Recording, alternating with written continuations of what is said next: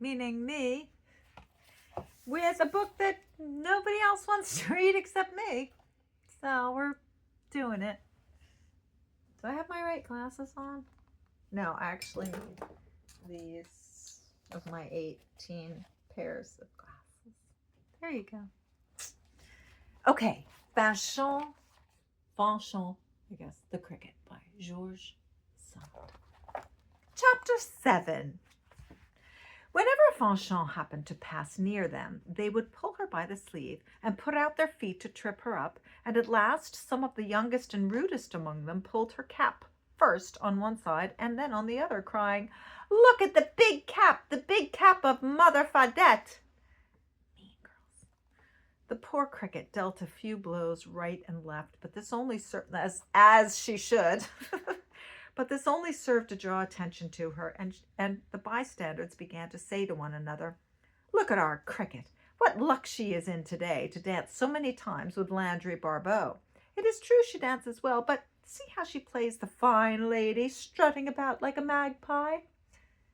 Somehow I doubt she was strutting about like a magpie. Whilst to Landry some said, "She must have thrown a charm over you, poor fellow, since you can look at no one else, or perhaps you're going to turn sorcerer yourself, and we shall soon see you leading a flock of wolves to the fields," as sorcerers do.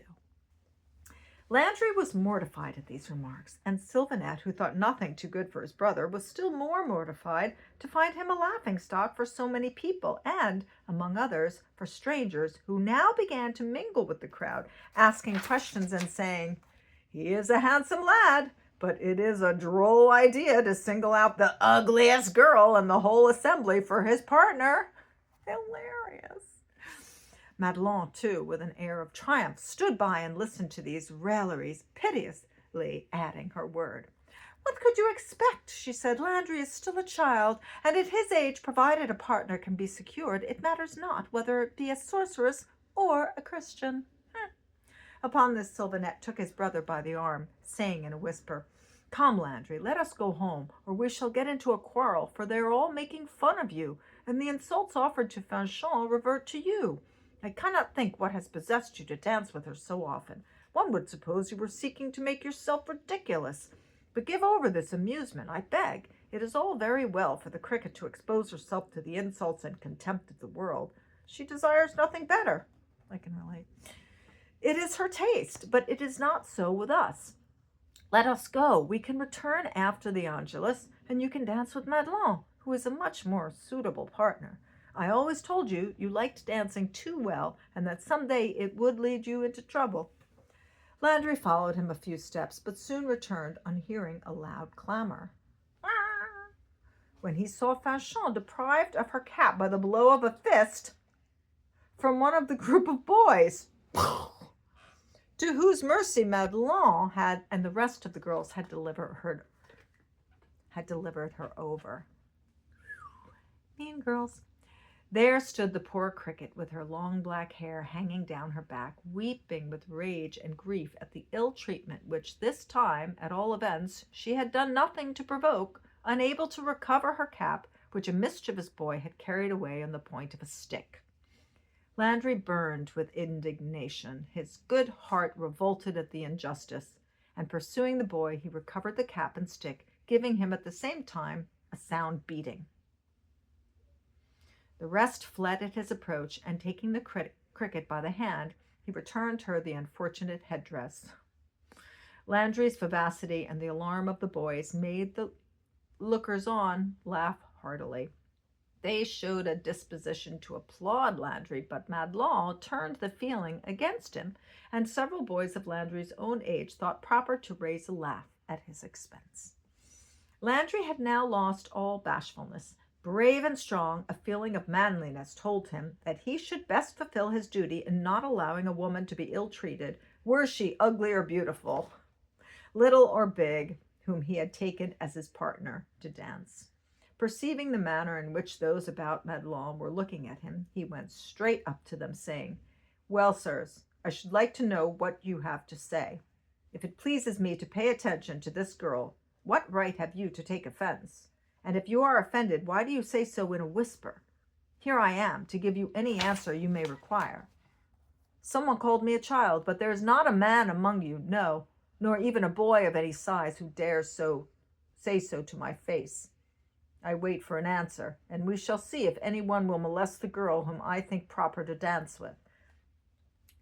Sylvanette had not quitted his brother's side, for though he did not approve of his provoking this quarrel, he held himself ready to support him. There were present some 4 or 5 boys taller by a head than our twins. But then, when they saw Landry and Sylvanette so resolute, not a word was breathed in reply, while they looked from one to the other as though to ask who felt disposed to measure his strength with Landry. No one offered, and Landry, who still held Fanchon by the hand, said to her, "Put on your cap, Fanchon. We will dance another bourrée, that I may see who will dare to take it from you again." "No," she said, wiping her tears. "I have danced enough for today, and I hold you excused from your promise." "Not so. You must dance again," said Landry, who was all on fire with courage and pride. "It shall never be said that you cannot dance with me without being insulted." So saying, Landry led her out to dance, and not a word or look of insult was addressed to her. Madelon and her admirers had gone to dance elsewhere, and at the close of the bourrée, Fanchon whispered to Landry, "It is enough, Landry. You have satisfied me entirely, and I relinquish all claim upon you. I'm going home, and you may dance with whom you please for the rest of the evening." Having thus spoken, Fanchon rejoined her little brother, who was quarreling and fighting with a group of urchins, and departed so quickly that Landry could not even see which way she went. The twin then returned home to supper, and as Sylvanette was greatly vexed at all which had taken place, Landry told him his adventure with the will-o'-the-wisp the evening before, and how Fanchon, having rescued him from danger, whether by magic or simple courage he knew not, had asked as her reward to dance with him 7 times at the fête of Saint Andoche. Here Landry paused in his relation, being unwilling to let Sylvanette know of his alarm the year before, lest he should find him drowned. And in this he was right, for the wicked thoughts which sometimes enter children's heads are only fostered and strengthened by the attention paid to them. Interesting take on suicidal ideation. Sylvanette approved of his brother for keeping his word, and told him that the annoyance he had experienced in consequence only increased the esteem he bore him. But alarmed as he was at the thought of the danger Landry had run in the river, he failed to experience anything like gratitude toward Fanchon, for whom his dislike was so strong that he was unwilling to believe either that she had found his brother by chance, or that she had assisted him from a kind motive. "It was she," said he, "who conjured the will-o'-the-wisp on purpose to disturb your mind and cause you to be drowned. But God would not allow it, since you have never sinned mortally. Then this wicked cricket, taking advantage of your good nature and gratitude, induced you to make a promise which she knew would be painful and irksome to you to keep. The girl is thoroughly wicked. All sorceresses love evil, and cannot, if they would, be good. She knew she would produce a misunderstanding between you and Madelon, and estrange your best friends.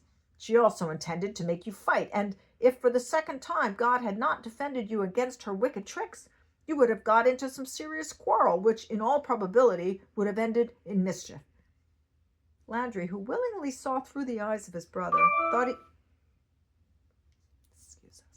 thought he might perhaps be right, and did not defend Fanchon against his suspicions. They then talked together concerning the goblin, which Sylvanette had never seen, but of which she was curious to hear, though without the slightest desire of encountering it. But they took care not to speak on the subject to their mother, who was afraid even to think of it, nor to their father, because he always laughed at such tales. Imagine laughing at the idea of goblins, and had seen the meteor 20 times without disturbing himself about it, because Dad is a man of science.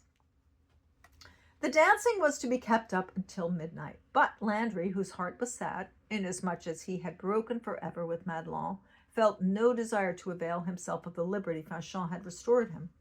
He therefore assisted his brother to drive in the cattle from the pastures, and as this took him halfway to La Priche, and his head ached, he wished Sylvanette good night on the spot, promising to avoid the ford of Roulettes, lest the cricket or the goblin might play him another trick.